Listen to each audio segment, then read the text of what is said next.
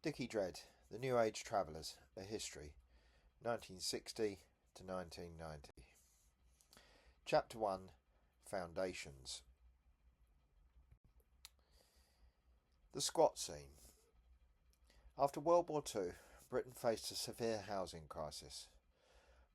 Bombing had destroyed or damaged houses, construction was slow, and millions of ex-servicemen returned to housing shortage. In July 1945, Brighton vigilantes occupied empty houses, gaining national attention. In May 1946, James Fielding led families to occupy an abandoned army camp in Scunthorpe, inspiring similar squats across the country.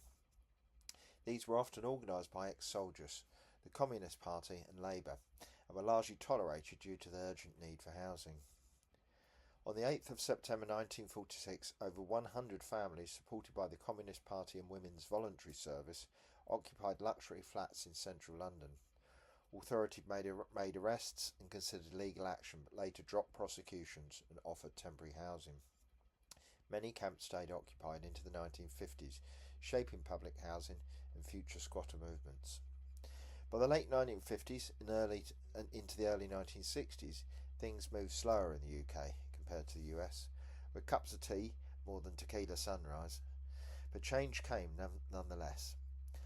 London's Notting Hill and Ladbroke Grove were already bubbling with Caribbean sound systems, Irish immigrants and beatnik misfits. By the late 1960s, squatting had emerged not just as a housing solution, but as a statement. Entire streets occupied, buildings turned into communities. A cold fireplace, a camping stove and 4 strangers made a home.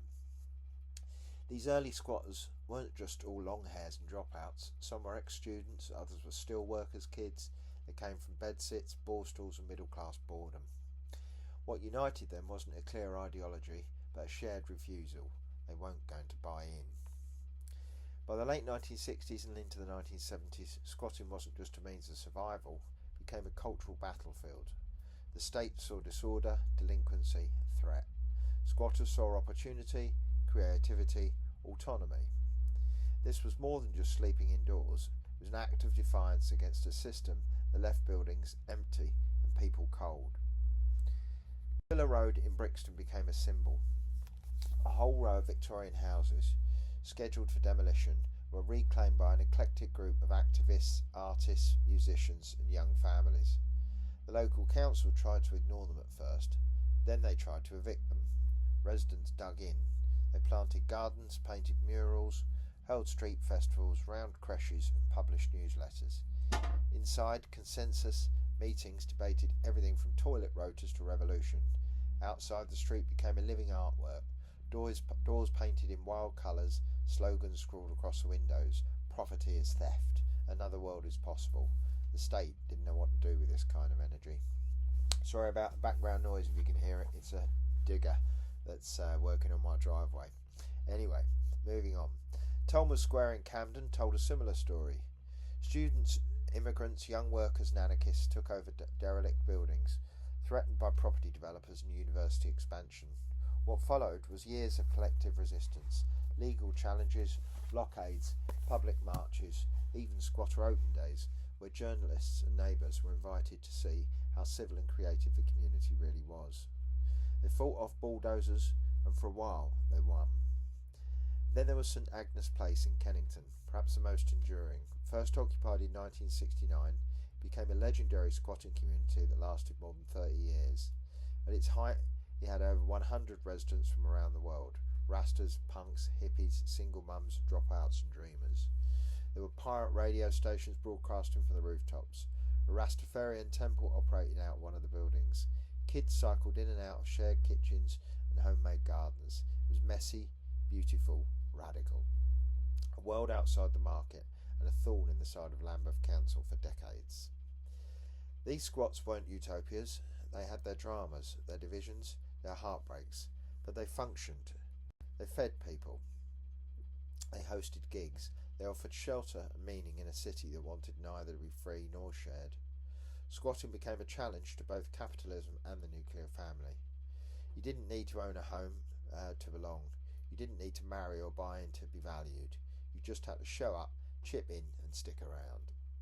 While radicals squatted and organised, the rest of the UK marched forward with its stiff upper lip and old habits. The pub remained king.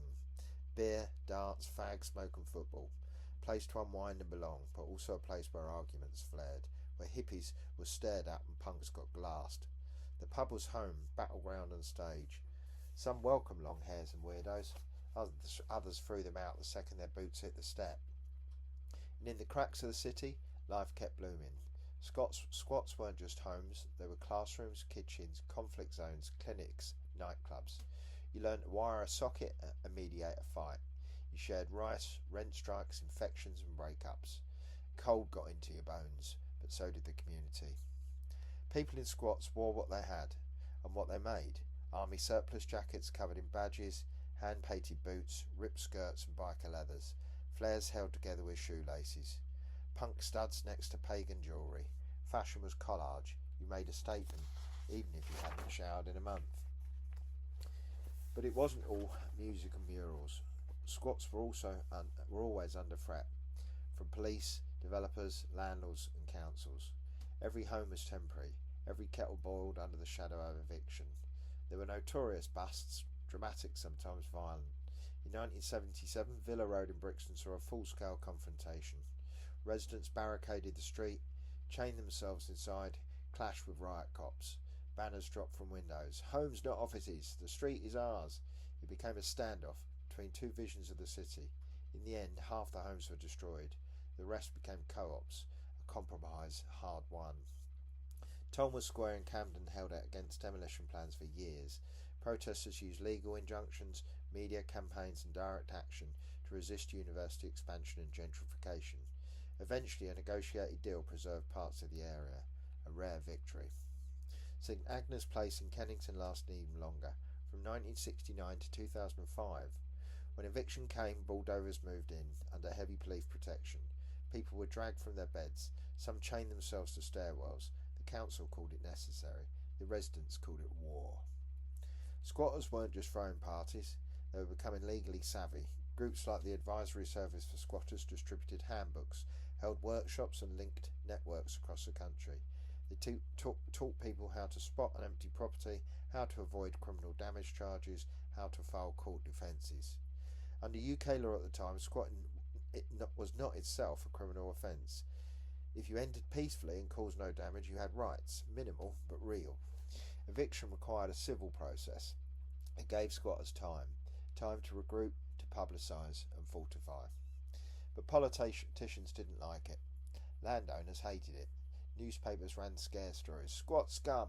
Drug havens in our streets. Some councils started using compulsory purchase orders, demolition by neglect, or even arson to clear squatters out. Legal aid cuts, court fast-tracking and violent bailiffs became common. Still the holdouts held. They made noise. They built gardens. They raised kids. They rewired Britain's cities for a brief, bright moment, proving that shelter could be claimed, not just bought.